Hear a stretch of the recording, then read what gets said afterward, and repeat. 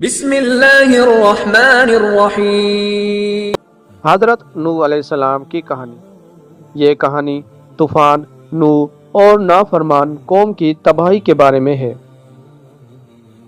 حضرت نوح علیہ السلام اللہ تعالیٰ کے برگزیدہ پیغمبر تھے۔ آپ کو اللہ تعالیٰ نے اپنی قوم کی ہدایت کے لیے مبعوث فرمایا تھا۔ آپ کی قوم بت پرستی میں مبتلا تھی اور اللہ تعالیٰ کے احکامات سے روگردانی کر رہے تھے۔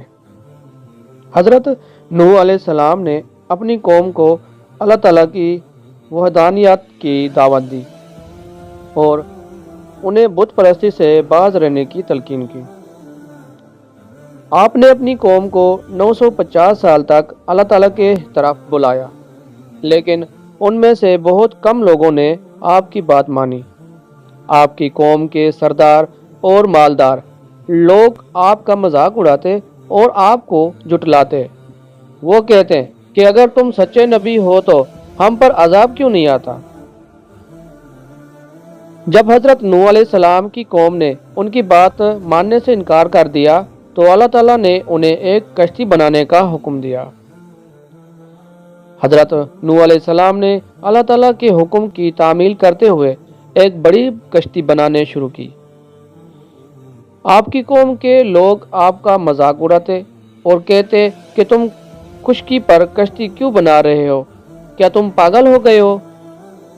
حضرت نوح علیہ السلام نے ان کی باتوں کی پرواہ نہ کی اور اللہ تعالیٰ کے حکم کے مطابق کشتی بناتے رہے۔ جب کشتی تیار ہو گئی تو اللہ تعالیٰ نے حضرت نوح علیہ السلام کو حکم دیا، ہر قسم کے جانوروں کا ایک جوڑا اور اپنے اہل ایمان ساتھیوں کو کشتی میں سوار کر لو۔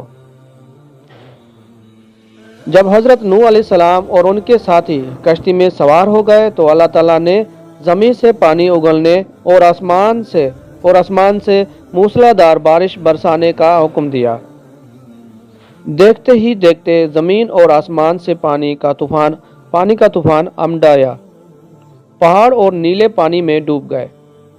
حضرت نوح علیہ السلام کی قوم کے تمام لوگ پانی میں غرق ہو گئے۔ حضرت نوح علیہ السلام کا بیٹا بھی ان نافرمانوں میں سے شامل تھا جس نے کشتی میں سوار ہونے سے انکار کر دیا۔ جب طوفان آیا تو وہ پہاڑ پر چڑھ گیا اور کہنے لگا کہ میں اس طوفان سے بچ جاؤں گا، لیکن پانی کا ریلا اس تک پہنچ گیا اور وہ بھی غرق ہو گیا۔ جب اللہ تعالیٰ کا عذاب پورا ہو گیا تو اس نے زمین کو پانی نگلنے اور آسمان کو بارش روکنے کا حکم دیا۔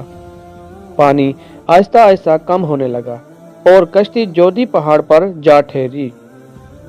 حضرت نوح علیہ السلام اور ان کے ساتھی کشتی سے باہر نکلے۔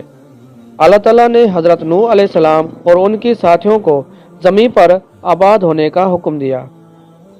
حضرت نوح علیہ السلام کی نسل سے ہی دنیا میں انسانوں کی آبادی دوبارہ شروع ہوئی۔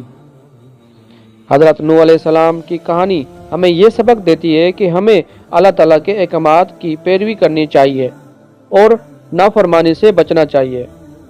ہمیں انبیاء کرام کی دعوت پر لبیک کہنا چاہیے اور ان کی تعلیمات پر عمل کرنا چاہیے۔ ہمیں اللہ تعالیٰ کی رحمت سے مایوس نہیں ہونا چاہیے اور ہر حال میں اس پر بھروسہ رکھنا چاہیے۔